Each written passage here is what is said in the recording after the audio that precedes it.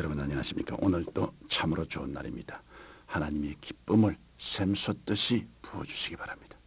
저는 오늘 선교를 주도하시는 성령님이란 제목으로 여러분과 함께 은혜를 나누고자 합니다. 본문 말씀은 신약 성경 사도행전 13장 1절로 5절입니다. 주를 섬겨 금식할 때 성령이 가라사대 내가 불러 시키는 일을 위하여 바나바와 사울을 따로 세우라 하시니 이에 금식하며 기도하고 두 사람에게 안수하여 보내니라. 예수님께서 부활 성천하실 때 제 아들에게 말씀하셨습니다. 예루살렘을 떠나지 말고 내게 들은 바 아버지의 약속하신 것을 기다리라. 요한은 물로 세례를 베풀었으나 너희는 몇 날이 못되어 성령으로 세례를 받으리라. 제자들은 주님께서 약속하신 성령님을 고대하며 날마다 마가다락방에 모여 기도에 전적으로 힘썼습니다. 그런지 열흘째 되는 오순절 날에 호련히 하늘로부터 급하고 강한 바람 같은 소리와 함께 성령께서 각 사람 위에 불의 혀같이 임하셨습니다. 그러자 저희가 다 성령의 충만함을 받고 성령이 말하게 하심을 따라 다른 방언으로 말하기 시작하였습니다. 마침 성전이 있는 예루살렘 시가지에는 오순절을 지키려고 몰려온 유대인들과 이방인들로 초많은 이었습니다. 이때 베드로가 11사도와 같이 수많은 군중들 앞에 서서 소리 높여 복음을 전 것입니다. 이날에 베드로의 설교에 감동되어 예수님을 믿고 세례받은 사람의 수가 3,000명이나 되었습니다. 이때로부터 성령께서 제 아들에게 권능을 주심으로 예루살렘과 온 유대와 사마리아와 딴 것까지 폭발적인 위력으로 복음이 전거되기 시작한 것입니다. 오늘날도 성령께서는 그리스도인들을 통하여 세계 만방의 복음을 확산시켜 나가십니다. 이 지구상에 천국 복음을 가지고 오신 최초의 선교사는 예수님이십니다. 예수님께서는 친히 하늘나라의 능력과 권세를 가지고 이 땅에 오셔서 우리 가운데 하나님의 나라를 증거하셨습니다. 성경 마태복음 9장 35절에 예수께서 모든 성과 모든 촌에 두루다니사 저희 회당에서 가르치시며 천국 복음을 전파하시며 모든 병과 모든 약한 것을 고치시니라고 말씀하고 있습니다.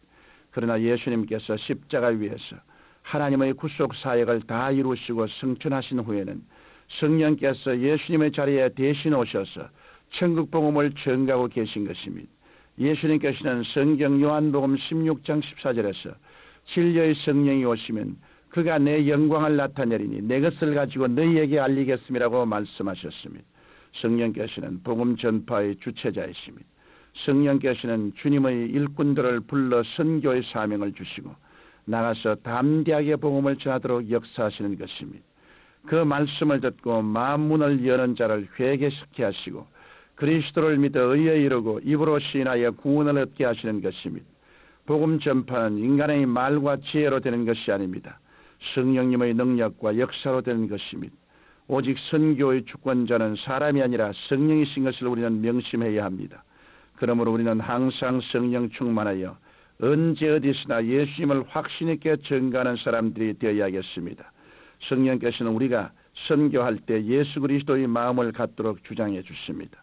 예수님께서는 우리를 구원하시기 위해 하늘의 영광 보좌를 버리시고 낮고 천한 이 땅에 인간의 육신을 입으시고 찾아오셨습니다. 예수님께서는 세상에 계실 때 죄가 없었음에도 불구하고 우리와 똑같이 시험과 고난을 당하시며 기르는 양들을 찾아다니셨습니다. 그리고 우리를 사랑하셔서 마지막 피 한 방울까지 다 쏟아주심으로 우리를 죄악에서 건져내 주신 것입니다.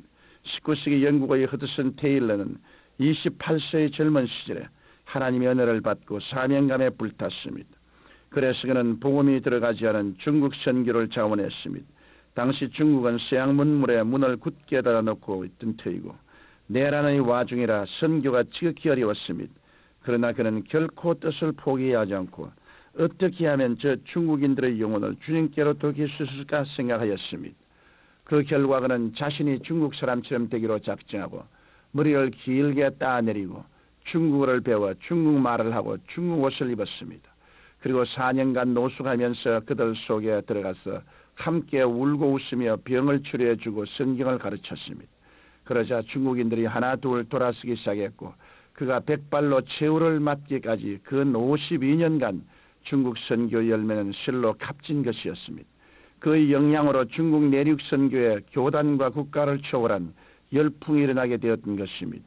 여러분은 복음 전도자가 취해야 할 가장 중요한 자세는 무엇이라고 생각하십니까?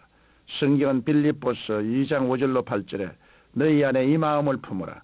곧 그리스도 예수의 마음이니 그는 근본 하나님의 본체시나 하나님과 동등됨을 취할 것으로 여기지 아니하시고 오히려 자기를 비어 종의 형체를 가져 사람들과 같이 되었고 사람의 모양으로 나타나셨음에 자기를 낮추시고 죽기까지 복종하셨으니 곧 십자가의 죽으심이라고 말씀했습니다. 이러므로 우리는 예수님의 겸손과 뜨거운 사랑을 가지고 선교해야 합니다. 죽어가는 한 영혼을 불쌍히 여기고 하나의 미랄이 되고자 할 때 수많은 사람들이 회개하고 주님께 돌아오는 역사가 일어난 것입니다.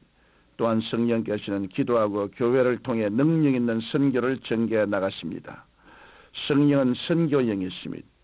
그래서 성령 충만한 교회는 선교의 주역을 맡게 되고 성령 충만한 성도는 선교에 앞장서게 되는 것입니다. 이러한 역사는 오직 기도를 통하여 일어납니다. 그 대표적인 교회가 사도행전 13장에 기록된 안디옥 교회입니다.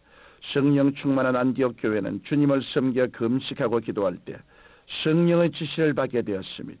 내가 불러시키는 일을 위하여 바나바와 사울을 따로 세우라고 하셨습니다.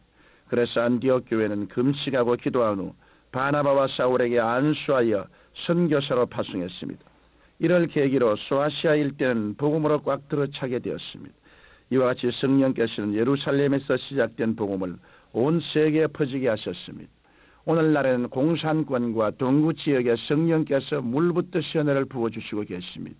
그러나 우리는 아직도 선교의 벽이 두꺼운 회교권을 비롯하여 전혀 복음을 듣지 못한 지역이 상당히 많다는 것을 잊어서는 안 됩니다.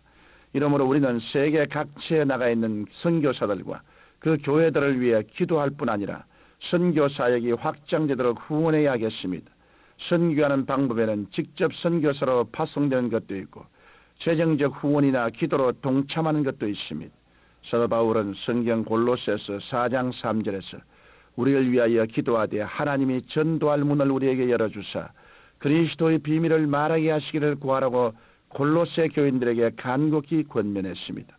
사랑하는 청취자 여러분, 선교는 하나님의 거룩하신 뜻이요 우리의 지상 과제입니다. 예수님께서는 이 천국 복음이 모든 민중에게 전거되기 위하여 온 세상에 전파되리니 그제야 끝이 오리라고 말씀하셨습니다. 성경 디모데후서 4장 1절로 2절에 하나님 앞과 산자와 죽은 자를 심판하실 그리스도 예수 앞에서 그의 나타나심과 그의 나라를 두고 엄히 명하노니 너는 말씀을 전파하라. 때를 얻든지 물었든지 항상 힘쓰라고 말씀하셨습니다. 그러므로 우리는 늘 성령 충만하고 그리스도의 마음을 가지고 뜨겁게 기도함으로 세계 선교에 크게 기여하는 일꾼들이 되어야 하겠습니다. 거룩하신 아버지 하나님, 선교의 영인 성령으로 충만해서 성령님의 인도하심과 보내심을 쫓아 국내외 선교에 힘쓰는 우리들이 되게 하옵소서. 예수님 이름으로 기도드립니다. 아멘.